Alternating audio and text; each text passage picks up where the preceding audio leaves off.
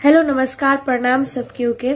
आज हमरा एक बहुत ही जरूरी बात करेके बा। हम आपके शूटिंग से आवत नहीं और होली के सॉन्ग की शूटिंग रहे और हमने होली के सॉन्ग शूटिंग करते वक्त एगो वीडियो बनेनी सन जौन एगो गाना आयल रहे।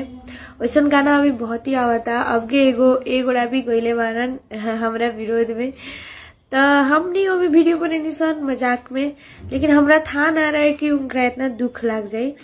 स्पेशल प्रीति जी के उनका हम बहुत सपोर्ट करेनी। पब्लिक में हम ना दिखावे नहीं, लेकिन अंदर से उनका था होई कि हम कितना सपोर्ट करेनी कितना ना करेनी। वो हमरा कितना बजे रात के भी फोन कैले रही। एक बार ऐसा दुख भल रहे था, हम ना कहे कि चाहे हम सब बात, लेकिन उनका था बाटे हम कितना सपोर्ट करें ना करें। लेकिन हम ना सोचले रहनी कि उनका इस चीज से बहुत बुरा लगी। प्रीति स्पेशल अपने के कहता नहीं, हमरा माफ कर दिया कि तारा ऊपर गाना आयल रहे तो हम वीडियो बनेनी। कहबू तो तेरा सामने आके भी माफी मांगेंगे चाहता नहीं। तारा बुरा लागल उस चीज से। लाइव आके तार पापा भी हमरा बहुत अच्छा बात बोलले बारन, बहुत अच्छा लागल। और ये कहे के चाहेम कि हमार भी एगो साउंड बहुत वायरल भल रहे कि खेसारी जी से जब मिलल रहनी तो टैटू के बारे में बतियात रहनी था।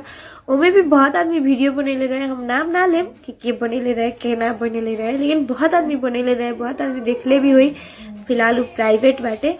उ बात हम कहे के चाहम, लेकिन हम एको बार क्यों कि ना कहनी कि तू काहे बनैलू हुआ, तू काहे ना बनैलू हुआ। ठीक बा, तो हमरा सॉरी प्रीति, तारा दुख लागल बा त इतना भड़का मत, काहे से तो कोनो हम कांड नहीं कैले तारा के। ठीक बा, माफ कर दिया, तारा दुख लागल बा। हम सबके सामने पब्लिक में वीडियो डालता नहीं और ऐसा बात नहीं कि हम तारा से जोड़े नहीं। तारा था बा कि हम कितना सपोर्ट करेनी ना करेनी, हम लोग के का बताई, तारा पर्सनली था बा। तो सॉरी ओ खतरा, तू खुश रह, आगे बढ़ा।